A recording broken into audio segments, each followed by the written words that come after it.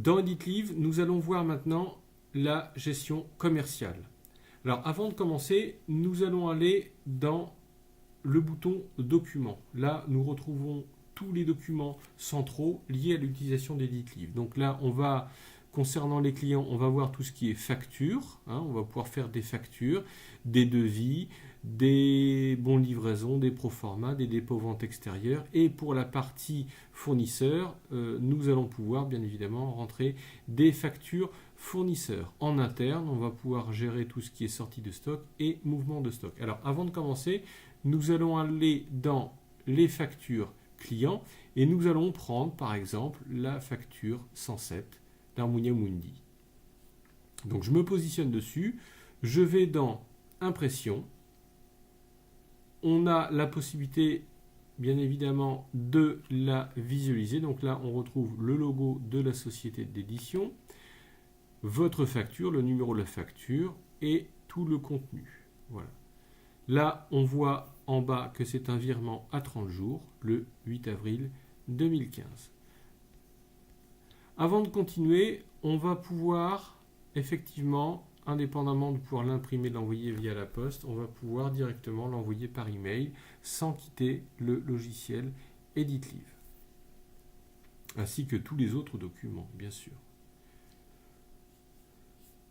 Ensuite, nous allons aller dans les factures fournisseurs. Donc là, dans les factures fournisseurs, on a toutes les factures des imprimeurs qui vont agrémenter votre stock disponible. Effectivement, quand vous allez rentrer une livraison fournisseur, le stock disponible va monter et quand vous allez faire une facture client, il va être défalqué automatiquement de votre stock. C'est une balance, c'est du moins et du plus tout simplement.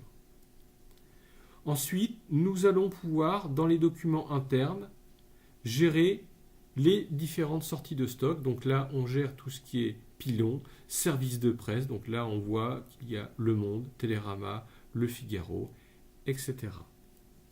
Dans la partie mouvement de stock, nous allons pouvoir faire des transferts internes. Alors, dans notre exemple, on a sorti 498 de À la conquête du Caucase. On l'a sorti dans l'entrepôt 1 pour le faire rentrer dans l'entrepôt 2. Ça, c'est tout ce qui est localisation des stocks. Maintenant, nous allons voir une fiche client. Donc là, on va se mettre dans une fiche client et on va se mettre dans la fiche du client David da Silva. Donc là, nous retrouvons les trois onglets, donc coordonnées, éléments commerciaux, dossier mouvement.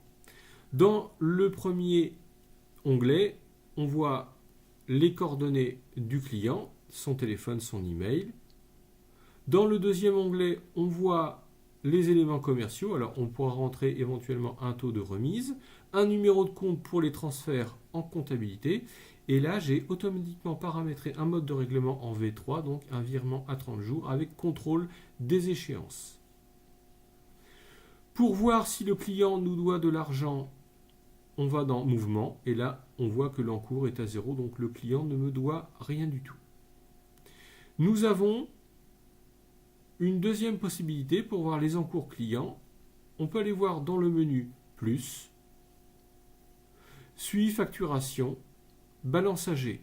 Cette technique vous permettra de voir tous les clients qui vous doivent de l'argent si ces derniers vous en doivent. Donc là, on voit que j'ai 59 491 € à l'extérieur, donc à récupérer. Donc là, on voit que Dumont Pascal me doit 5 800,93 €, du Sar Virginie 700 €, Harmonia Mundi, qui est mon diffuseur, 3 277,92 €, etc. Donc j'ai 59 491 à récupérer. Même chose pour les fournisseurs. Donc là, je retourne dans le menu plus, je vais dans Suivi facturation et Prévision de trésorerie. Donc là, on a le choix entre P ou M. P en plus, c'est de l'argent qui rentre, ou en M, c'est de l'argent qui repart, puisque c'est de l'argent que je dois à mes fournisseurs. Donc Prévision de trésorerie. Et là, je vois que j'ai 4 imprimeurs à qui je dois 29 583,94 €.